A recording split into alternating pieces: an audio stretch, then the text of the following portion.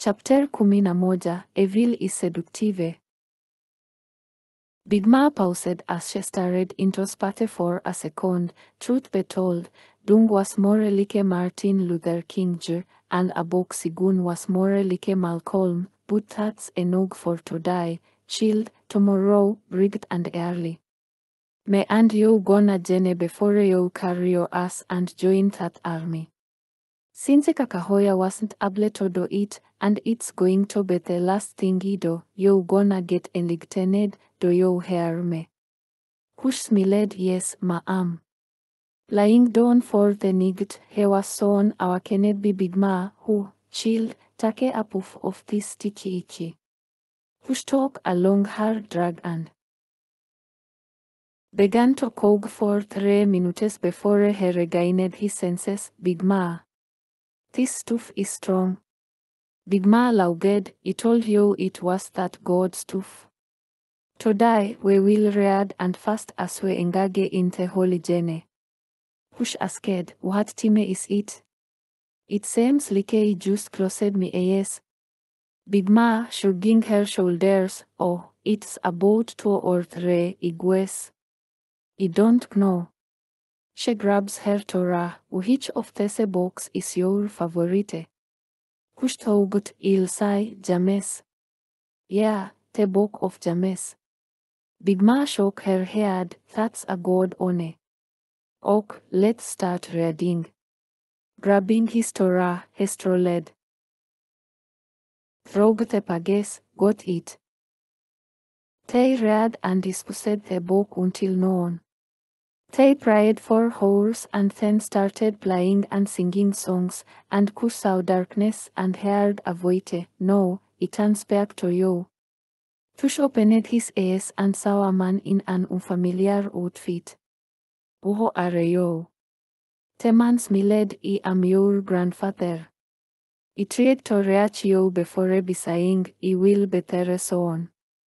But you could not see me because you had not been elected yet, but here we are, fate to fate. Kush sighed, grandfather. The man smiled again, Abooksigun. Kush sighed, Abooksigun. I told you dead of world. Abooksigun sighed, who told you that?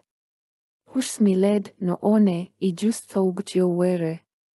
Abooksigun looked at Kush. My experience in New York was preparing me to go off world. I thought New York was my job, but it was my classroom, my lessons, and my books on how to fight the evil one. No, come, let me look at you. You are grown now and look healthy. Where is my beautiful wife, Anu, akutukananu? Kush was confessed, who? My grandmother died, and her name is Kakahoya, but I called her Mamalean.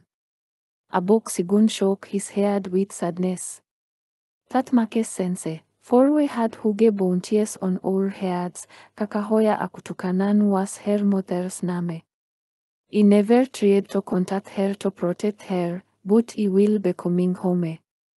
There is much to tell you. Big Ma awakened Kush. Chilled, wake up. You've been knocked out all night. It's time to eat. Kush curiously asked, what time is it? Smiling she said, it's tisa now come and eat. Before his feet hit the floor, a feeling came over him, and he started speaking in new tongues, and they both rejoiced.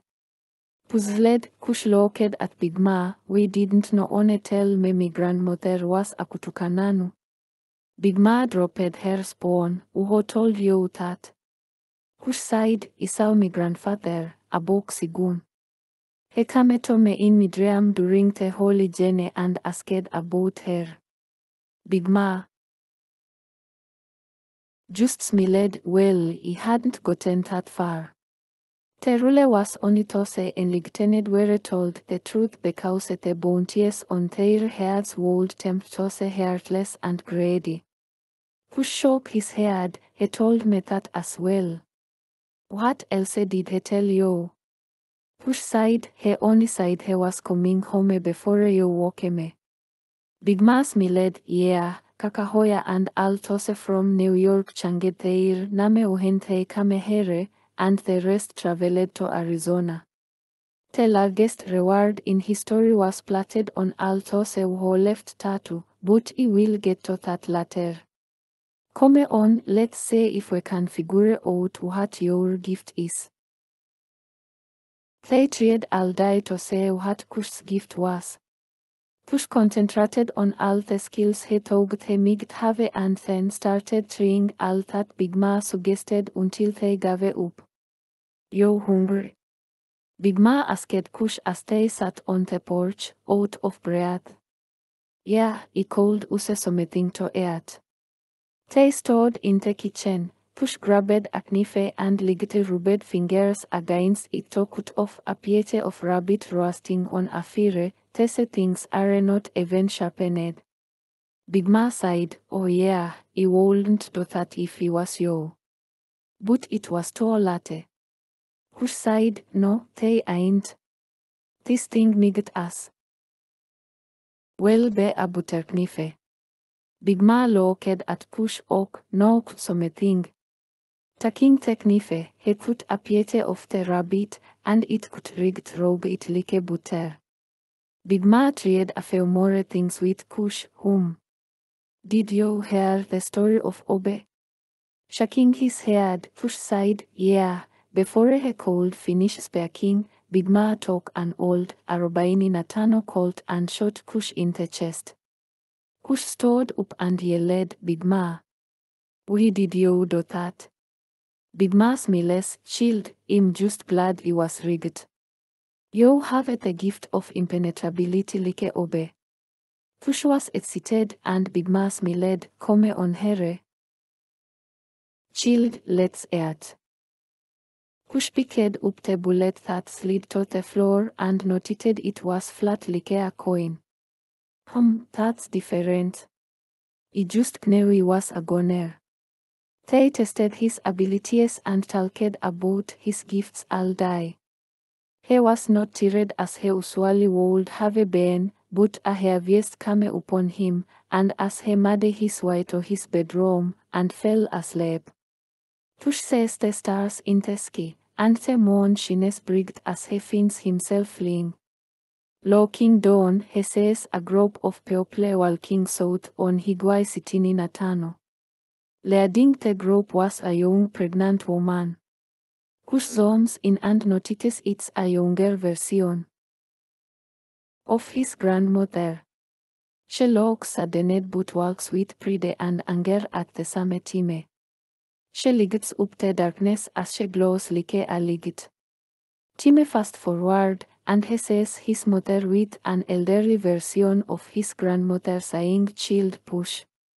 Push. A child starts crying and is handed to her. Darkness falls around him, and he is confused when suddenly he sees his grandmother again holding him in her arms. Time speeds up, and his entire life is seen in a flash before darkness falls around him again. Hearing a voice, "Before you were born, I called thee." Bigma awakened him, "Kush, Kush. You better come on and let's get started. You only have a week before leaving. Come on here if you want to know the rest of this story now." Kush sits in front of Bigma, rubbing his eyes and yawning when he notices an unfamiliar look on her face. "What's the matter, Bigma?" Bigma smiles, "Oh child, it ain't nothing. This here goat is acting up a bit this morning, but I'm all rigged. Let's say here." Oh, Ole Abooksigun began to have many problems with the people. People who were vegans fought among the people who were not. The Irish started acting uppity, self-entitled, and arrogant and used Abooksigun as an example of their excellence. These arguments began to piss Ole Abooksigun off, so he started a church and taught the people. The church taught about Sabbath, history, religion, and different cultures. Dung and Abooksigun chatted about the first temple of the Americas, the first time in over 1,000 years. They both started to touch by alternating weekends and did this for a year or so. In Abooksigun's first sermon, he got the dirty to gather their equipment and set a stage behind him as they talked the people. They played and sang songs, and he preached about how the people had been acting toward one another and his frustration with them all since we have been here. Have you not noted the others who have incredible gifts no human has ever possessed? Are you blind to what is happening? Some of these people you have known since birth. Yet you cannot say that these gifts are from about. Your past has corrupted your mind.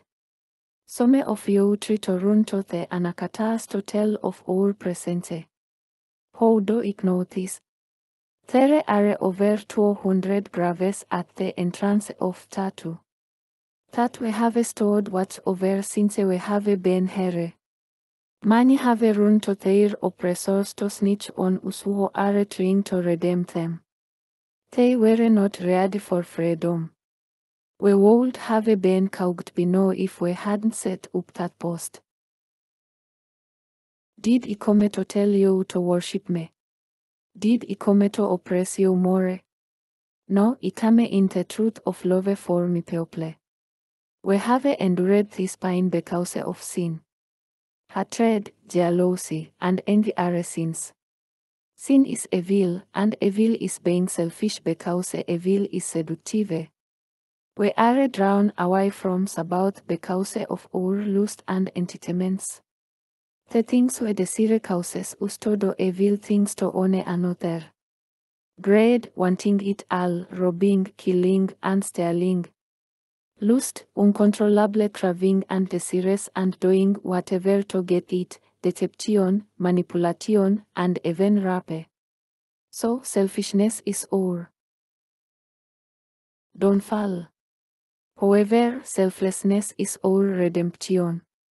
10-1. 10-1, those rules are for those over there, but you want it here. It's not going to happen as long as I'm here.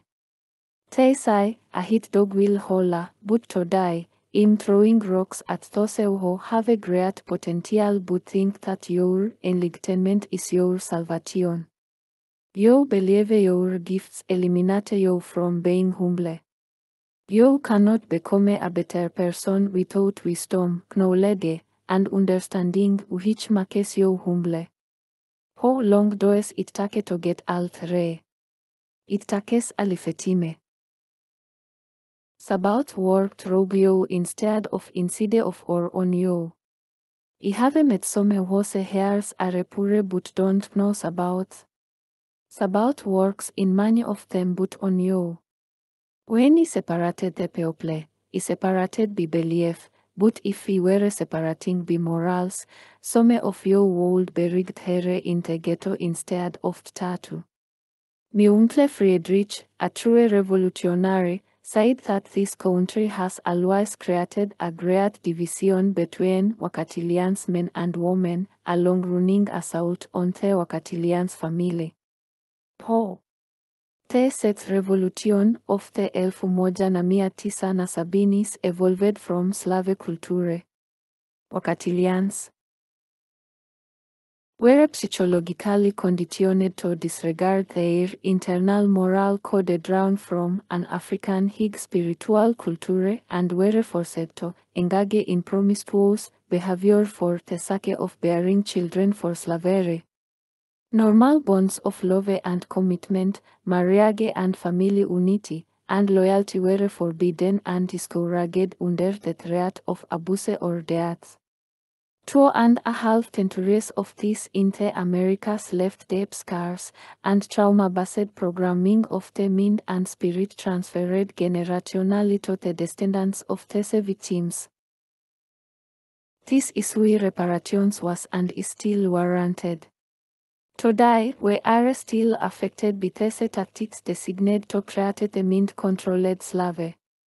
The so-called Sabini sexual revolution began the image of the hypersexed wakatilians, this time for the sole purpose of elevation of or sexually transmitted diseases that would result in not only sickness but sterility, infertility, and death in the wakatilians population. The image of the powerful pimp, the sex-driven hustler, and mass were all designed to steer the wakatilians male towards a lifestyle that would ultimately kill him. The Tuskegee syphilis experiment was not the only social experiment designed to take out wakatilians by infecting them, their wives, and their children. These men, numbering over 600, went on to expose unknowingly dozens of women who, in turn, exposed dozens of men they subsequently married or were intimate with. And by extension, the children born to them. It was evil on a whole other level. But only on a dimension of the war on Black America. The effects were seen in hosts ravaged the health of wakatilians men. Wakatilians men are unwittingly duped by society and Hollywood images into engaging in promiscuous, out-of-control behavior designed to make them not only infectious but disastrous careers to their families and women or men with whom they are sexually connected. This global plot has worked for generations to reduce our numbers and control us through our health. Teni look here we have a men like a black and hound, who many women want to date and have sex with, but men like him only want sex, and you know it hoping he will change or hoping you can change them. You turn around and kill another woman over his decision to be with her when she doesn't even know you are dealing with him. Having all these kids with these men, they get old, you get old, and their children hate them not because of him but because of you. Children need fathers, not sperm donors. This is not about sway for us. Listen, not saying having multiple wives is terrible, but having multiple, as they used to say in the olden days, baby mamas is not about sway. Then you have a woman like me there sweat abre. Abused and misused by men like a black hound and end up with 15 kids by 15 men trying to find love, but your abuse from the past has defined love to you, or you simply can't get the abusive nature out of your system. Refuse to find a decent man that he loves her, respects her, and treats her like she needs to be, but it is she who rejects that feeling that she longs for. She doesn't feel loved unless she is abused. Or like Oldone, an narcissistic old man who says everyone's fault but his own. Properties akila Malek said it best, until the wakatilians wake up to who he really is and stops operating through a transplanted consciousness and a misaligned view of himself, his world, and his place in it, he will continue to be a victim of his own weaknesses. Blacks of the diaspora have been victims of trauma-based mind manipulation for centuries, driven by a multi-leveled militaristic offensive designed to destroy all former memories of who we were as a moral God-created and divinely influenced people. Made in his image and after his likeness, and given dominion over the earth. This offensive is documented in history and has been ongoing for centuries. The wakatilians males are their species, natural defender and protector, as it is in the male of all species. But you cannot protect what you cannot say because you are blinded by an implanted self-hate and rejectionist mindset that mentally divides one from his own kind. The wakatilian woman is the queen bee of the global hive that is black humanity. The hive dies when the drone soldiers forsake the bee hive and its queen. Those who set this war in motion long ago know this law. Without the female, there is no continuation of life. No threat of future borns. Listen simba weusi wa jua, black lions of the sun and learn. Without the lioness, there is no prey to defend. Abooksigun turns and looks at Akutukananu. It wasn't until I met you and your sister that I understood the plot of Satan. He torments us with our past, something that's so minute and irrelevant, and it has us failing like the abused one, and it'll make us doubt who we are in about, even something as small as just believing in him and making that same to be a sin. And we are all humans, and Satan's job has always been to deny that's about was about, so his job is to make us doubt that he exists. So yes, I have heard voices tell me to kill myself. I have thought that I was less than I am. That's the great deceiver's job. His job is making us feel less than ourselves, but being honest with you. What is I to that voike, that idea, motherfucker, kiss me as anu, even you, like many others, can't seem to hold on to your fight, which can be thrown off at him. You have to know what you know and know it is true. Our very mind cannot play as a god. I need all of you to listen carefully. Satan comes to steal, kill and destroy you mentally first, in your conscience's mind. He is trying to make your strength your weakness and torment you for those weaknesses. He brings people and events to tear you down. When he can't talk to you in your self-conscience. A young man stood up. We don't say Abenians just destroy the entire planet. I'm tired of this confusion and hatred. It was about to explode anyway. Dung smiled at the young man. They need some help for the humans to live so they can feed off their souls and try to get powerful enough to destroy about. Your souls are like batteries to them, and your worship of Satan is a slap in the face towards about. Rebellion towards about is all he wants to satisfy his greed for power instead of accept accountability. He wants revenge. Abooksigun agreed and continued, People, your salvation is on you, not me. God forbid something happens, and I fall out of Sabaoth's grace. World that affect your salvation. I will say this repeatedly until it turn blue in the face because of its importance, wisdom, knowledge, and understanding takes a lifetime, not a couple of weeks. First seek wisdom, and the other two will follow behind. Don't look at me for salvation but yourselves. The Torah says, These people honor me with their lips, but their heart is far from me. In vain do they worship me, teaching as doctrines the commandments of men, not Sabbath but men. I am only a man. It says, a very plant that my heavenly Father has not planted will be rotted up. Let them alone, they are blind guides, and if they blind lead the blind, both will fall into a ditch. Peter, a disciple, didn't understand, and Msledge told him, whatever goes into the mouth passes into the stomach and is expelled. But what comes out of the mouth proceeds from the heart, which defiles a person.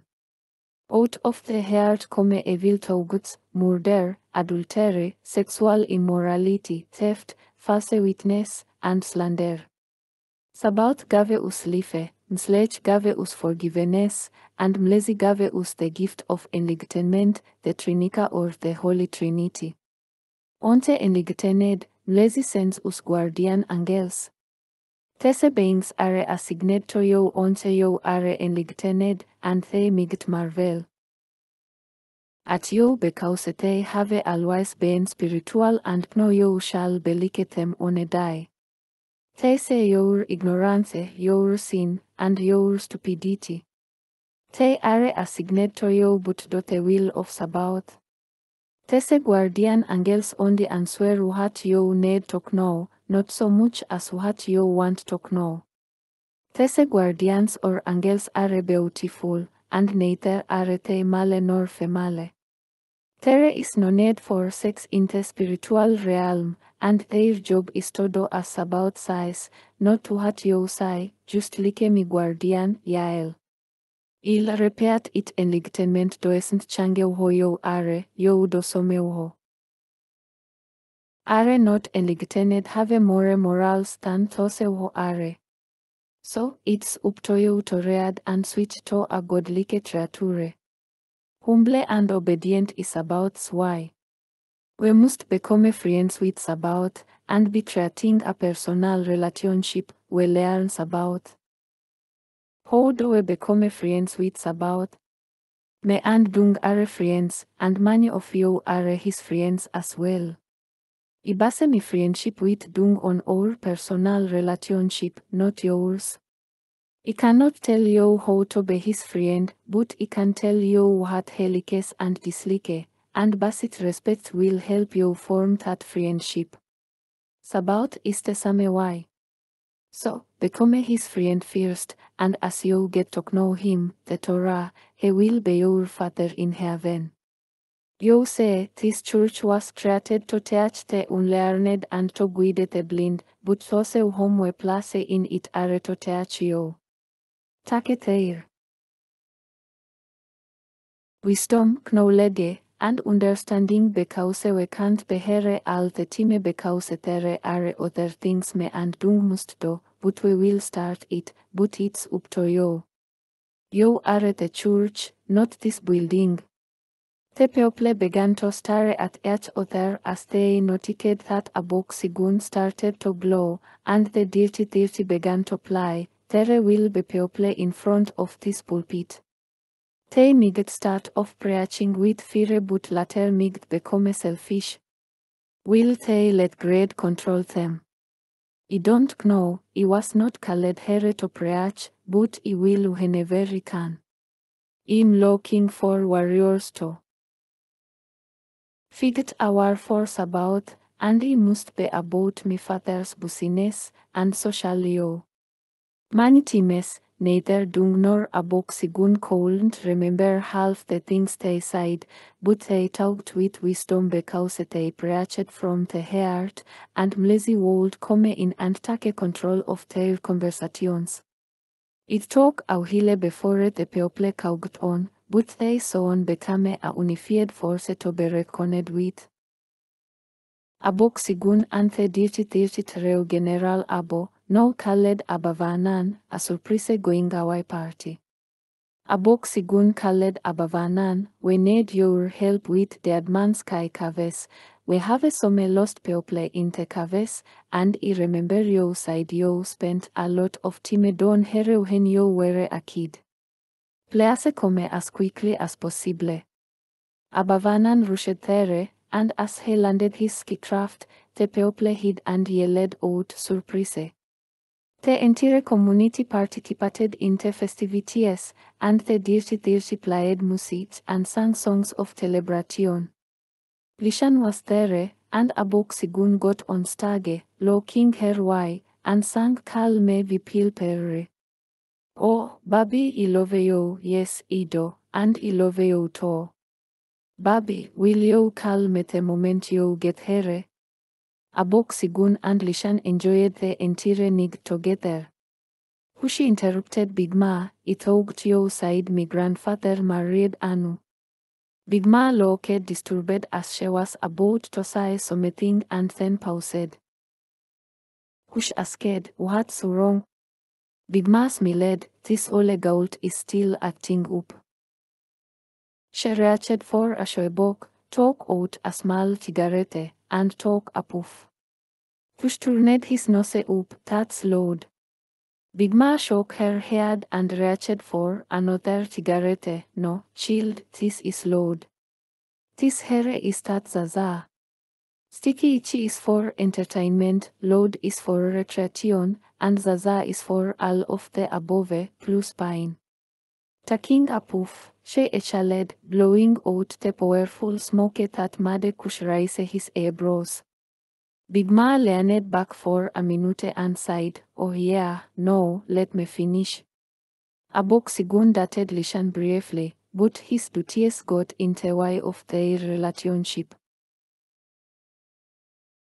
Abooksigun fell in love and out of love because she wanted his very move to be with her. She was the jealous type and a little too masculine for him, but they stayed good friends until he got with your grandmother.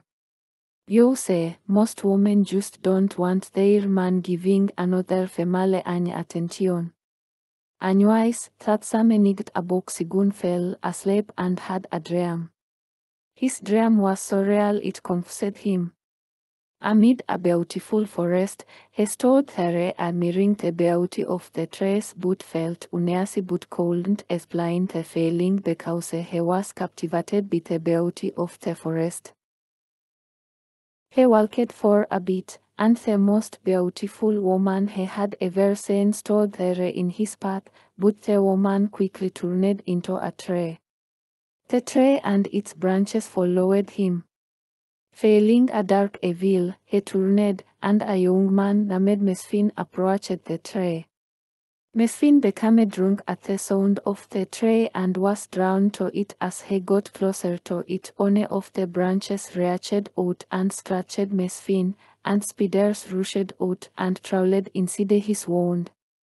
They began to multiply as they ate Mesfin from the inside out. He fell to the ground like a bag of flesh. Thousands of spiders crawled out of his empty shell and ran up the tree, and the tree grew taller. The tree branch struck Mesfin in the skull and filled his body. Mesfin opened his eyes and began to attack Abooksigun and his men. As they ran, Abooksigun saw Keren being drawn to the same tree, and many others started gathering and walking toward the tree as it grew, consuming the people. Abooksigun shouted, "No, that tree is evil." Fight back. It's evil. The spiders started chasing Abooksigun and his men, but Akunsimbel wasn't fast enough as Abooksigun shouted, "Don't listen to the tree's sound." Akunsimbel was covered in spiders, but her hand reached out, and Abooksigun grabbed her.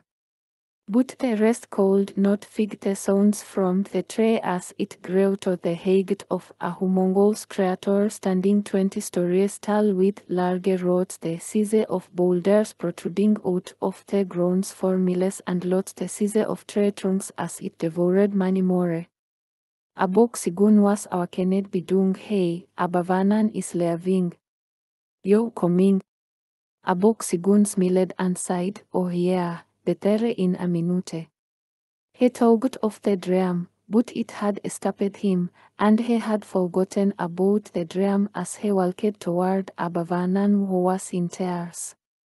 Abavanan, who gave the people and was given an emotional send-off, and he headed off to see his wife and son. Big Ma took another hit from the cigarette. He felt much better now. "You asked me about Kakahoya being a Kutukananu. Well, first, I need to tell you about Lua Tucker. Some also called it Tucker." Kush said, "Lua Tucker?" Big Ma smiled. "Yes, Lua Tucker or Tucker was known as a mighty kingdom worldwide. Tucker conquered nation after nation, but now lies in ruin, lost and forgotten. One particular night started as a silent and pitiful night. What remains of the once ancient kingdom is filled with peasants and common everyday folk. But the history of the kingdom of Tucker remains very much alive among the people and the last remaining lineage of the fallen kings. A woman named Asana is outside in front of her earthen-built home. Homes were then made from wood, clay, and straw bricks. She wears a long dark blue cotton woven dress to show her rank among her tribesmen. Her hair is long, black, and lot with golden sails woven into 4 lots. These sails have markings written in an ancient language that Asana isn't allowed to speak in public. Outside there is nothing to be seen but a field of lush green grass. It is quiet. The festivities from the locals have died down. Asana looks up to a full moon in a clear dark blue sky. So close that she could touch it, the stars are scattered abroad, and she can see the Andromeda Galaxy and the Milky Way. Kush politely interrupts, Big Ma, you smoking that sticky icky cause you get so dramatic when you on that stuff. Big Ma looks at Kush, chilled, mind your business. Was telling this story. And yes, that's what that was. No, where was it? Oh yeah, Asana inhales as a coal. Wind blows through her hair ever so gently. She turns left to walk down an old beaten path that leads her to other clansmen's homes. There were some small fires still lit and a few warriors hanging outside their homes. A young man speaks in their Takr language, greeting Asana. Asana bows her head to the young warrior and greets him as well. Good evening, great woman. Asana responds, Good evening, mighty warrior. The warrior smiles, Great woman, what brings you out this time of night? Should you not be at home sleeping? The warrior is curious as to why. Asana is out solate. With another smile, she says, I am enjoying the night ski and cold breeze much like you, dear warrior. Asana notices that the warrior she is speaking to has the rank of lieutenant. His shield is made of some of the taugened water buffalo hide. Solid black, his spear is half elephant tusk and half baobab, with a 10-inch long bita 2-inch wide metal spearhead. Ah, the great woman cannot sleep. You should try some road there. It will put you in a dream quickly. The warrior offers as Asana accepts the young warrior's offer. It is considered rude when a high-ranking tribesman offers a gift and does not accept it. Asana smiles, thank you, great warrior. Do you have some for me too? Keep. The warrior nods and enters his earthen home to acquire some road there for Asana. He returns from his home and approaches Asana with the rod. You need only cut up a fold of the rod plant, boil it in hot water, add a little of goat's milk for taste, and you will be off to sleep. Dreaming of the ancestors, Asana takes the rod plant from the warrior and thanks him kindly. She continues on her walk around her land. A river runs through to the left of where her clan is located. Before you can reach the water's edge, you have to make your way through the many trees and high brush. She hears the sound of water breaking over rocks which can be heard from several miles away. Asana reaches the river's basin and sits down at the edge. Asana does not notice, but Someone is watching her from the shadows behind the tall brush. With a seductive voice, he stands up with black leopard skin covering his body. A queen should not be found alone and away from her people. Asana jumps square up to her feet, just to fall back down. She is startled by Uijema, a warrior from a rival clan. 6'5" with broad shoulders and feet as dark as the sky above him. Ukuu, you scare me, Uijema. Asana sighed as he chuckled. That is my job, my dear queen. Asana sadly replies, I am nobody's queen. Please stop calling me that. The Takr dynasty is long dead. Uijema laughs to himself, oh. And what does that make you? A ding remnant. Whether you want to acknowledge this or not, you're still a queen. Dying or living, a queen you are. Uijema walks up and kneels beside her. He offers her his rigged hand to assist her in sitting upright. Asana pushes Uijema's hand away. I don't need your sympathy. Asana sits up herself without the assistance of Uijema. Uijema is intrigued by Asana's stubbornness and gently but firmly grabs Asana by the jaw and looks deeply into Asana's brown eyes. Yes, you have a very making of a queen. Asana's heart is rapidly beating. She searches Uijema's eyes for his intentions. But he smiles and lets Asana go up north in your for a father's kingdom, the Bedouin men are gathering. Kings are battling each other over your so-called dead dynasty. Asana is now curious as to why Uijema is telling her this. What is it that you want from me, Uijema? Tackling loudly, he says wickedly, what is it that I want of you? I believe you have an idea. My queen. Asana is terrified of what Uijema means. She backs away from him, triggering his hunting instincts. Uijema. She sighs nervously. Uijema looks at her lustfully. I'll let you get a head start. I'll even close my eyes. He sits down on his bottom legs, folded Indian style, with his eyes shut. Asana gets up and sprints as her heart thuds and runs as fast as she can. She returns to her village, totally out of breath, to say it razed to the ground. Fear is everywhere, and an invading tribe is killing her people. Asana's heart stops as she screams, no. Mi people. Uijema taunts her. Asana. Asana's skin is crawling. She resumes running away from the flames out into an open field of grass. She trips over a dead tree root, falling face first into the African red earth. She is covered in red soil. The sound of grass is moving quickly in her direction.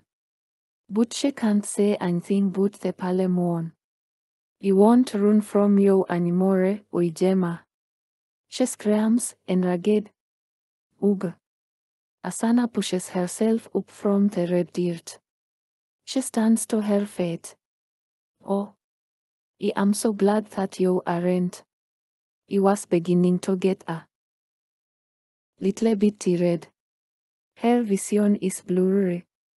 She can't say anything with the red dusk stinging her ears. What do you want from me? Dark clouds started to form, filled with lightning, as it began to rain slowly. All of a sudden, it starts to pour down heavily. Asana is shocked, but there is no sign of Uijema. She can't say anything. Out of the dark clouds that surround Asana, Uijema reveals himself. His eyes are clear as rain and clouds. Multiple voices say, I've been waiting for you, my queen. For forever. You are the first in your generation. Waiting so many long years. Thunder flaps, lightning flashes, and the earth shake and vibrates as Uijema speaks. Now, I will finally be able to reproduce. He speaks gently. The golden locks I love so much on your hair will release your power. Looks at her. A surge of power is released from Asana. Her eyes go hot with. She shrieks with power. Then as quickly as her power came, it disappeared, leaving Asana unconscious. Uijema takes Asana up in a tornado. Into the heavens, and they disappear. Uijema brings Asana to his kingdom. The Beto clan. Located in the heart of central southern Africa. He takes her to his castle, where he seduces and mates with Asana. Big Ma stops for a second and then looks into Kush's eyes. Asana was the ancestor of Akunsimbel and Akutukananu and yours as well, that unknown nawetalked about. Throughout Uijema and Asana's reign over Takar, or what was formerly called Mizraim, also known as Egypt. They both lied was the nations after Asana conceived a daughter whom she named Asuna, giving the girl her namesake. One day Asana was walking in the temple of Amun to pray to the sun god and pay homage to him. While praying, an evil presence emerged, causing Asana to shoot her. She looked up, and this brilliant creature of light appeared before her. Asana jumps back in terror. Who are you? You're not Lord Amun. For you say, Kush, this was your grandmother's Kakahoya, or Should Isai, Akutukananus Drea Muhile she was in New York. She never told Anyone until she told me many years ago since it was your grandmother as well, she told myself and Samuel. Maybe because she knew she wouldn't be the one to tell you. Sabaoth revealed to her your dynasty because she said it wasn't until she woke up that she realized what that dream meant. Because when she woke up in the middle of the night in a sweat. She spoke so vividly that even I saw her sitting in her bed, confused and puzzled. She said she walked around her dark room, searching for the light switch. She finally came to the light switch and flipped it up for the light to come on. She took a breath, reminiscing about the dream of her ancestors. There was a window behind Akutukananu that was open. It was morning but not quite down yet, and Akutukananu, much like her ancestor Asana, looked over the grassland and at all of nature, letting her thoughts wander. Akutukananu. She hears her name being called in the dark. She turned around to see if Simeone was in her room. But she says nothing. Akutukananu. Unnerved at the sound of her name, Akutukananu turned around fully to see plants in her room. Her true gift had been revealed, but when she turned toward that window, she saw the fallen goddess Bastet hovering outside her window. Akutukananu jumps at the sight of the goddess and asks, "Who are you?" The fallen one says, "I am the goddess of your ancestor Asana." She hears whispers, "Do not trust her." Her guardian appears, saying, "Do not trust her, for she's pure evil." Akutukananu searches around again to see where the sound has come from. The fallen creature knew that Akutukananu was the descendant of Asana. Daughter of Asana. She says curiously. Akutukananu asks, "How did you know that?" The area voite replies, "I am Bastet, and I know everything." Akutukananu thinks about everything she has gone through and wonders why Bastet is here. "I do not worship you anymore, Bastet. I worship the only true God. The living God." Sabaoth. Bastet immediately starts to pulsate black in a fit of rage. Her aurora shifts to a dark color. Bastet's eyes go cold, and tendrils begin to form out of her skull. She lets out a horrid torrential screech. "I made you. The power you have, I gave you and your forefathers." She groans, thrusting her arms forward in anger as a burst of wind blows and knocks Akutukananu off her feet.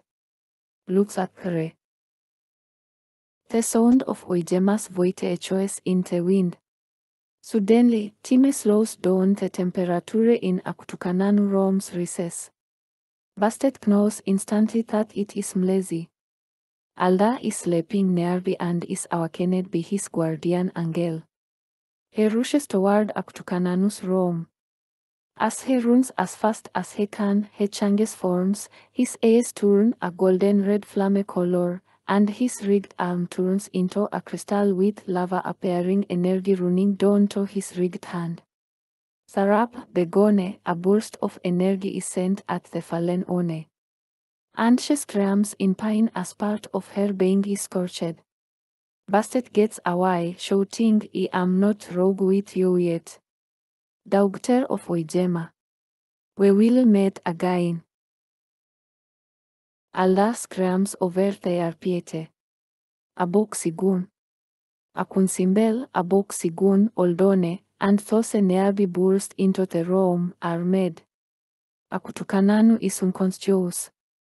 Akunsimbel runs over to her sister and holds her sister in her arms, calling her name, wake up. Please. Not again. Abooksigun says, "I can sense its presence. This fallen foe is angry. Who or what was it to you?" Akunsimbel looks up at Abooksigun, it's the goddess that our forefathers once worshipped.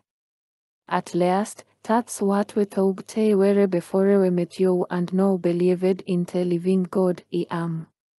Alda states his opinion with a short temper. And for the second time, I am saving your skins. Because I am the most watchful. As before, so again, we need a plan. The Abenians are now coming to us with this trickery, and you two are the most vulnerable until you learn how to control your powers. Abooksigun cut Allah off, shouting enough. This is a mighty enemy, we do not need to let our guard down. She has the power of manipulation that we all can see. No demon comes in such a form except to deceive. Akutukananu stirs and awakens book, she says weakly. She sapped me of my powers. I felt drained. Akutukananu says Swahili breathing heavily. I didn't create a storm as he was unconscious. Have you not noted? Abooksigun smiles. Yeah, the building is still intact. What did it want with you? Akutukananu is nearly out of breath, breathing in between her words, something to do with me ancestor, Wijema. Akunsimbel looks at her sister rather peculiarly. Akutukananu looks back up at her sister, yes, Akun. Akutukananu continued. Him. Oldone steps forward, Ive ben inside both of your means. Ik knew there was something odd about the both of you. But when you said the name Wijema, it all makes sense no. Abooksigun looks back at Oldone strangely. What do you mean, Oldone? Oldone says nothing more and walks away. Abooksigun stops him. Tell us what you are not saying.